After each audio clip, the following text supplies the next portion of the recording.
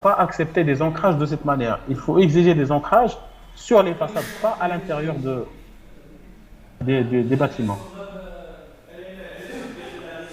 Euh, idéalement, là, pendant la gestion des chantiers, pendant la période de pluie, donc idéalement, mettre au haut le bâtiment avant l'arrivée des pluies. Donc idéalement, construire toute la carcasse extérieure, donc toute la maçonnerie extérieure, de manière à isoler l'intérieur du bâtiment de l'extérieur. Et comme ça, on peut mettre la fourniture à l'intérieur, la répartir sur les étages et travailler tranquillement. Au minimum, quitter le sol avant l'arrivée de la période de pluie, parce que si on se fait surprendre par la pluie pendant les fondations, c'est vraiment la cata. Donc, dans notre planification même, nous devons prévoir cela. C'est-à-dire que il faut que les travaux des fondations, il faut au moins qu'on ait coulé le dallage. Parce qu'après, bon, pour les élévations, même s'il pleut, c'est pas vraiment un problème. Mais si la pluie nous surprend pendant les fondations, c'est vraiment un problème parce que on creuse, et généralement on creuse plus large que la semelle pour pouvoir coffrer, etc. Donc, voilà, si on se fait surprendre par la pluie, c'est vraiment problématique. Construire à l'avance des ateliers ou aménager et exploiter l'intérieur des bâtiments construits. Donc, surtout les ateliers de ferraillage. Avant l'arrivée de la période de pluie, il faut préparer des ateliers du ferraillage dans lequel on va, parce qu'on peut façonner sans problème. Quand on est à l'abri, on peut au moins façonner, même si on ne travaille pas sur le terrain, sur le béton par exemple, ou sur le coffrage, mais on peut à l'abri avancer tranquillement sur le ferraillage. Je ne sais pas s'il y a des questions à ce niveau-là.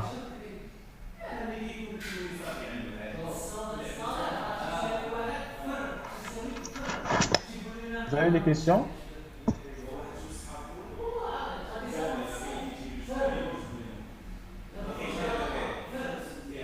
Vous m'entendez? Oui, oui, oui. D'accord. Il n'y a pas de questions? Oui, Super. Il n'y a pas de questions? pas de questions pour moi. Super. On continue alors. Donc, on disait préparer la fourniture à l'avance à l'intérieur des bâtiments, mais là, il faut faire attention. Vous savez, quand je parle de la fourniture, ça veut dire le revêtement, la fourniture du revêtement et la fourniture de la maçonnerie. C'est-à-dire, là, à l'extérieur, il pleut. Donc, nous, le bâtiment, il est hors eau. Donc, on prépare la marchandise. Si nous sommes pendant la phase de maçonnerie, donc on prépare les briques dans les différents niveaux. Mais là, il y a des erreurs qui sont commises par les entreprises. En fait, les dalles, ils sont dimensionnés généralement, les dalles des bâtiments d'habitation, à usage d'habitation, ils sont dimensionnés pour supporter un poids de 150 kg par mètre carré.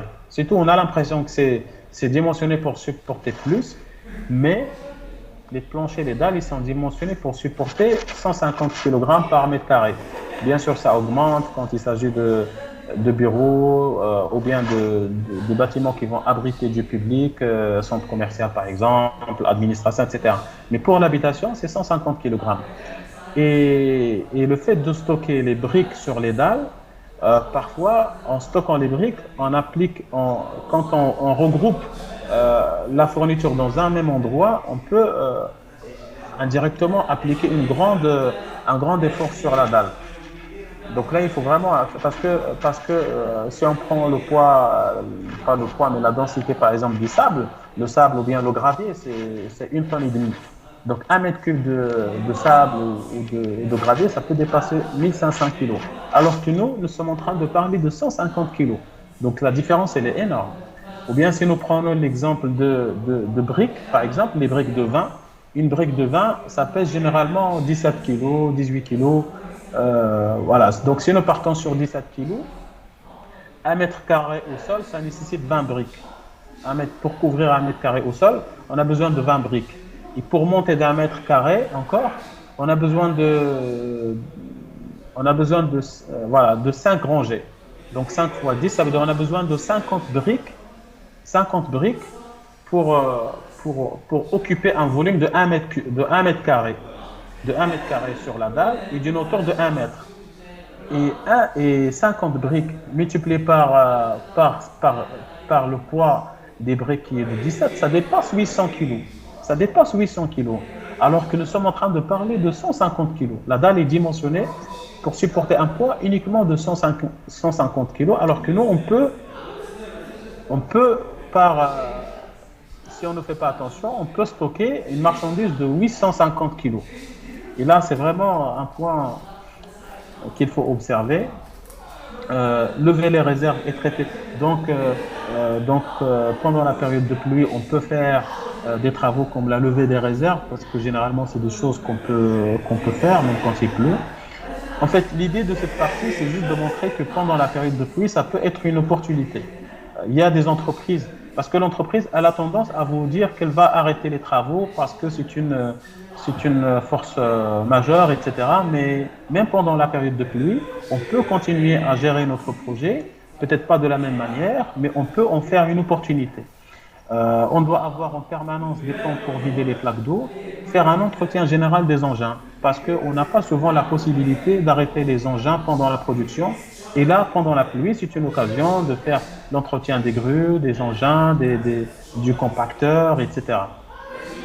Mettre à jour le planning, relire le marché, analyser les plans, faire le point avec les sous-traitants, parce que souvent,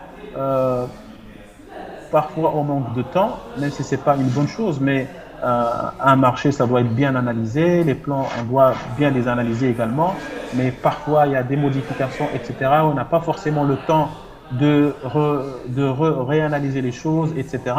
Et pendant la période de pluie, parce que la cadence peut baisser, ça c'est vraiment l'occasion pour encore analyser tous ces documents, le marché, les plans, le planning, etc. Accorder des congés aux conducteurs des engins, surtout ceux qui sont difficilement remplaçables.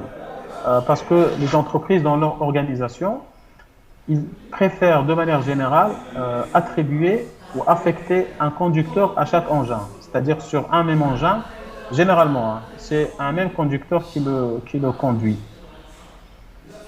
Donc, c'est facile parce que le fait de le responsabiliser, ça permet de mieux entretenir l'engin. Il y a carrément des engins, par exemple les grues mobiles qui sont très très lourdes. Généralement, on n'a pas deux conducteurs, on a un seul conducteur. Donc, pour les engins pour lesquels les conducteurs sont pas remplaçables ou difficilement remplaçables, c'est vraiment l'occasion de proposer à ces conducteurs de prendre des congés au lieu de prendre un congé pendant les travaux. Donc, nous allons voir des pistes d'optimisation. Donc, vous, en tant que maître d'ouvrage, vous pouvez avoir besoin d'optimiser ou pas. Parfois, l'optimisation n'est pas vraiment un critère, n'est pas un but. Parfois, l'objectif, c'est juste d'avoir quelque chose un bel ouvrage. Et parfois, c'est un critère important, l'optimisation. Donc, pour optimiser dans le domaine du bâtiment, il faut qu'on opte pour des formes qui sont simples. Il faut qu'on évite les formes complexes, les changements de niveau, les porte-à-faux, les éléments décoratifs, parce que c'est des éléments, en fait, c'est même pas une consommation de la matière ou des matériaux, mais c'est surtout l'exécution qui prend du temps et qui nécessite parfois un certain savoir-faire. Si nous prenons par exemple le cas des poteaux circulaires, parce que c'est des sections qui ne sont pas standards. Si nous prenons par exemple le cas des poteaux circulaires, le coffrage qui va servir pour faire un poteau circulaire, c'est-à-dire dès qu'on termine le collage de ce poteau, bien le coffrage, on va presque le jeter après, parce que c'est pas comme les poteaux de section rectangulaire. Les poteaux de section rectangulaire, les panneaux, on peut jouer avec, on peut changer de section. Avec les mêmes poteaux, on peut coffrer et réaliser plusieurs sections parce qu'ils sont modifiables. Mais pour les poteaux qui sont circulaires, c'est un même diamètre. C'est-à-dire, si on n'a pas besoin de couler des poteaux avec le même diamètre, le coffrage il ne sert plus à rien. Donc, le coffrage pour les sections circulaires, qu'il soit métallique ou bien en bois, c'est un coffrage ajouté pratiquement après le coulage de l'élément. Donc vraiment, ça nécessite... donc vraiment, ça coûte de l'argent. Si nous avons... maintenant, si nous tenons obligatoirement à faire des poteaux circulaires dans le projet, on peut demander et voir avec l'architecte, au cas où il a prévu plusieurs sections circulaires, plusieurs diamètres, de voir avec l'architecte la possibilité d'harmoniser de manière à rester sur le même diamètre. Si nous avons par exemple des poteaux de diamètre 40, des poteaux de diamètre 50, des poteaux de diamètre 60, de proposer à l'architecte de garder bien sûr la section la plus grande, ça veut dire des diamètres de 60, et de faire que des diamètres de 60. Donc à ce moment-là, on peut au moins amortir un peu le coffrage métallique ou bien le coffrage en bois. Mais de manière générale, même en faisant cela, voilà, c'est un coffrage après le projet, c'est un coffrage qui sera perdu. Les changements de niveau, etc., parce que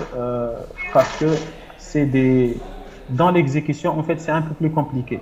Dans le changement de niveau, par exemple, ou quand on a une dalle et quand on veut changer de niveau, il faut qu'on réalise la dalle inférieure. Ensuite, on va réaliser soit une partie, parce qu'entre les dalles, il y aura une poutre avec une retombée. Donc, on va réaliser la dalle. Ensuite, soit la poutre, soit une partie de la poutre. Et ensuite, la dalle supérieure. Donc, vraiment, c'est des complications. Opter pour des intervenants compétents. Tout à l'heure, nous avons parlé de notre bureau d'études. Qui a dimensionné la structure métallique, donc qui a fait une perte sèche au mètre d'ouvrage de 1,4 million pour un seul bâtiment. Donc il est important de bien choisir les intervenants. La même chose pour l'architecte d'ailleurs et pour l'entreprise. Prendre en considération les charges liées à l'exploitation. Voilà, c'est-à-dire dans notre recherche d'optimisation, on doit également prendre en considération le côté, ça veut dire après la réalisation. Donc, notamment en ce qui concerne l'utilisation de l'énergie, que ce soit pour la lumière ou bien pour la climatisation. Donc, opter pour les principes de luminosité dans la conception architecturale. Donc, utiliser les couleurs claires et favoriser et donc voilà pour l'habillage des murs et plafonds.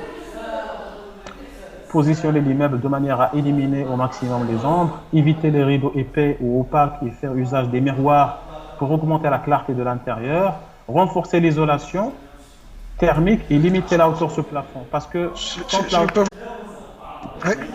voilà, donc toujours dans la recherche des pistes d'optimisation, l'utilisation des panneaux photovoltaïques, je ne vais pas trop tarder sur cette partie-là, prévoir un surplus lors de la commande de la fourniture des carreaux, et le conserver pour les éventuelles réparations futures, parce que les fournisseurs de carreaux, souvent, ils changent de référence. C'est-à-dire ils produisent une certaine référence pendant une certaine période, et par la suite, ils arrêtent, ils changent. Donc, si nous, on n'a pas prévu, pendant la première commande, on n'a pas prévu un surplus, eh bien, pendant l'exploitation du bâtiment, dès qu'on a un carreau qui est cassé, on serait peut-être obligé soit de changer complètement le carreau de la pièce, soit de chercher des solutions. Mais il est vraiment recommandé de toujours prévoir un surplus quand on passe la commande de la fourniture du carrelage, et puis on stocke ça, on laisse ça quelque part. Et comme ça, quand il y a des carreaux qui sont cassés, on peut facilement les changer. Opter pour des marchés à lots séparés. Pourquoi? Parce que au Maroc, et je pense même, en tout cas même ici, c'est difficile de tomber sur des entreprises qui sont vraiment générales. Mais les entreprises que nous rencontrons, c'est des entreprises de gros œuvres qui font la structure, qui font la maçonnerie, mais qui vont sous-traiter les lots techniques et même les lots architecturaux à de petites entreprises. Par exemple, il va sous-traiter le lot d'électricité à une petite entreprise spécialisée dans l'électricité. Il va sous-traiter le lot revêtement à un carreleur, par exemple, etc. Donc, en faisant ça, l'entreprise, elle va tout simplement se transformer en intermédiaire. C'est-à-dire que la marge qu'elle va se faire sur cette partie, elle va prendre le prix de l'offre du carreleur, par exemple, et puis avec sa marge, bien sûr, il y a sa marge dedans, et puis elle va se faire sa propre marge. Donc, le fait d'opter pour des marchés à lots séparés, nous, on va se substituer justement à l'entreprise et on va traiter directement avec ses sous-traitants. Et donc, du coup, on peut gagner jusqu'à 20% sur tous les lots, tous les lots secondaires, c'est-à-dire les lots techniques et les lots architecturaux. Mais bien sûr, ça nécessite une certaine organisation, un certain savoir-faire. Il y a aussi la question de la manutention qui se pose, mais de toutes les manières, avec une bonne organisation, c'est toujours beaucoup plus économique. Au cas où un forage est envisageable plus tard dans l'exploitation, il est recommandé de le réaliser pendant les travaux parce que parfois on a un problème d'accès. Donc pendant les travaux, on peut, même si on n'a pas besoin du forage tout de suite, il vaudrait mieux le réaliser parce que plus tard, l'accès peut être compliqué, voire parfois impossible.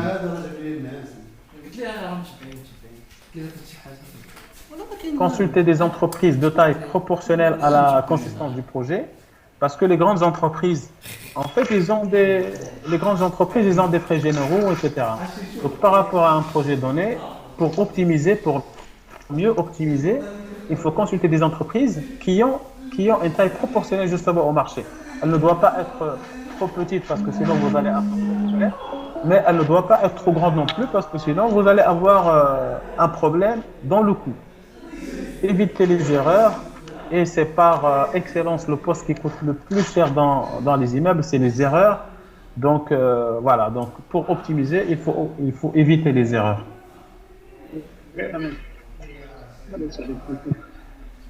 Refaire les sondages de sol peut conduire à de grandes optimisations parce que dans le bâtiment, le calcul, le dimensionnement du bureau d'études se fait à la base des sondages qui sont faits par le laboratoire au début. Et au début, c'est juste des sondages et donc, qui sont envoyés au bureau d'études. Donc, sur ça, il se base pour dimensionner surtout ses fondations. Mais au moment de la réalisation, on va encore vérifier est-ce que les hypothèses qui sont faites par le laboratoire, est-ce que le terrain rencontré, quand on aurait fait les terrassements, est-ce que c'est conforme par rapport aux hypothèses qui sont faites. Mais on peut surtout faire mieux, on peut carrément refaire le sondage à ce moment-là. On peut carrément refaire le sondage et souvent, nous avons des différences entre les hypothèses qui sont faites au début et la réalité sur le terrain. Moi-même, j'ai fait l'exercice ici à Conakry et ça m'a permis de faire une optimisation de radier. Nous sommes en train de construire des immeubles. Ça nous a permis de faire des optimisations de 15 cm sur les radis, Donc vraiment, ça peut, les sondages, quand on refait le sondage, ça peut vraiment conduire à faire des économies. Bien choisir le moment de démarrage du projet. On a parlé tout à l'heure de la période de pluie. La meilleure méthode, c'est juste après la période de pluie. Si on peut commencer idéalement en mi-mars, parce que on aurait évité la période de pluie. En même temps, on aurait évité, je pense, les températures qui sont trop faibles. Et en même temps, on a le temps encore avant l'arrivée de la période chaude. Donc, la meilleure période pendant l'année, c'est juste après la période de pluie. Et voilà, parce que si on commence pendant la période de pluie, comme on disait tout à l'heure, on aurait vraiment un problème si on se fait surprendre par les pluies pendant les fondations. Il y a aussi parfois la température quand c'est trop bas. On est obligé de suspendre le coulage parce qu'on ne peut pas faire le coulage quand la température est trop basse et quand la température est trop chaude également. Donc vraiment la meilleure période c'est vers mi-mars comme ça le démarrage. Le choix des équipements doit se faire en fonction des pièces de rechange disponibles localement. Et vous êtes des électriciens, donc pour les transformateurs, les groupes électrogènes, etc. Je ne sais pas si le problème se pose au Maroc ou pas, mais ici à Conakry, c'est un vrai problème. Il y a des marques que les pièces de rechange ne sont pas du tout disponibles à Conakry, donc on est obligé de faire vraiment le choix des équipements dont les pièces de rechange sont disponibles localement. Pour les formes monotones en béton, optez pour le coffrage glissant ou grimpant. Donc comme pour les réservoirs, notamment les formes qui se répètent. Donc, S'il vous plaît. Oui. Je veux vous interrompre. Juste pour, vous avez parlé des périodes de pluie et des périodes de température basse. Voilà, j'aimerais bien, tout le temps on entend ça. Est-ce qu'il y a un impact vrai sur les conditions climatiques, principalement la température, sur la qualité de béton? Oui, bien sûr. Est-ce qu'il y a une température à respecter? Oui, bien sûr. Parce que vous savez, quand vous coulez le béton, quand la température est trop basse, par exemple, si la température est trop basse, quand ça avoisine 0, généralement au-dessous de 5 degrés, il faut faire attention, au-dessous de 5 degrés. Mais supposons que la température, par exemple, c'est mieux même c'est mieux de ne pas bétonner au-dessous de 5 degrés et c'est mieux de ne pas bétonner au-dessus de 25 degrés. Au-dessous de 5 degrés, l'eau contenue dans le béton, il se cristallise. Parce que le béton, c'est la réaction entre l'eau et le ciment, en plus des autres agrégats. Mais c'est une réaction. Mais quand l'eau se cristallise, ça devient du solide. Ce n'est plus de l'eau liquide, ça devient du solide. Et donc cette réaction entre l'eau et le ciment, en fait, elle n'a plus lieu, ou alors difficilement, ou alors partiellement. Et donc le béton est devenu... En plus, il y a un autre problème, madame, c'est quand vous bétonnez, le fait que l'eau se cristallise, en fait, il va créer des fissures à l'intérieur du béton. C'est comme s'il va éclater le béton de l'intérieur. Parce que quand l'eau se transforme de l'état liquide à l'état solide, son volume augmente. Donc, il va éclater le béton. Et du coup, vous allez avoir beaucoup de fissuration à l'intérieur. Donc, vraiment, il est déconseillé de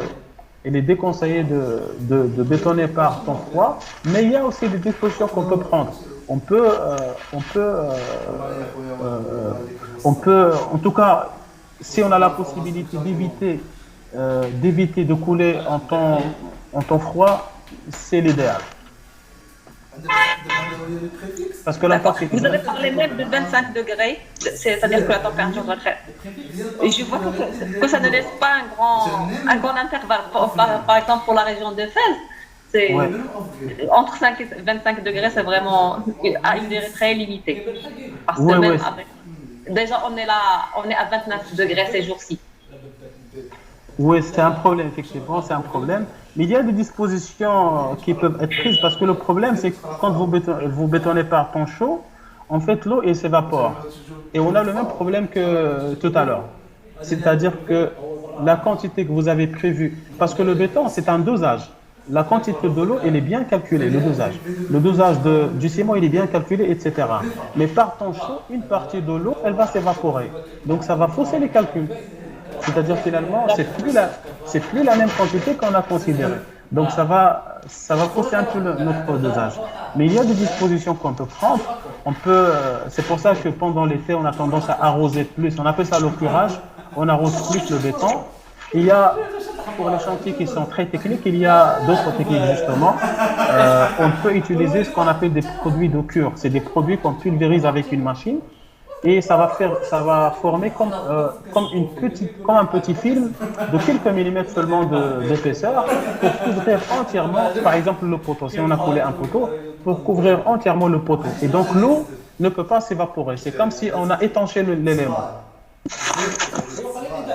D'accord. Donc, c'est ça. Je ne sais pas qu'est-ce qu'on disait. Voilà, donc on était au niveau des formes pour le coffrage. C'est là où on était? Voilà. Donc pour les coffrages, quand on a des formes qui se répètent, qui sont identiques, qui ne changent pas en fait, il y a des coffrages qui sont adaptés à cela. Il y a ce qu'on appelle le coffrage glissant. Le coffrage glissant, c'est un coffrage qui permet d'évoluer sans décoffrer. Ça veut dire qu'on coffre une seule fois, par exemple, comme les réservoirs. Le réservoir, généralement, c'est un ouvrage qui a une forme constante. Donc en bas, on coffre on met en place notre coffrage, on coffre, mais on ne va pas décoffrer. C'est ce même coffrage qui va évoluer, qu'on va monter, qu'on va hisser à l'aide de, on appelle ça des tiges de montée, qui vont guider en fait l'évolution de ce coffrage et à l'aide de vérins hydrauliques. Donc ça permet de faire des coulages répétitifs par de petites levées et en évoluant comme ça en hauteur. Et donc vraiment sans décoffrer. C'est toute la plateforme qui se déplace. C'est le coffrage avec les plateformes, les garde-corps et tout ça qui se déplace en même temps. Et généralement, c'est des coulages en continu. Ça veut dire on coule, on attend un peu, on coule, on attend un peu, on coule et ainsi de suite jusqu'au dernier élément. Et c'est à ce moment-là seulement qu'on coule. Et l'image que vous voyez devant vous, ça c'est un réservoir qui est réel, qui a été coulé ici à Conakry. La présentation n'apparaît plus. Ah, à mon d'accord. niveau. C'est la même chose pour tout le monde?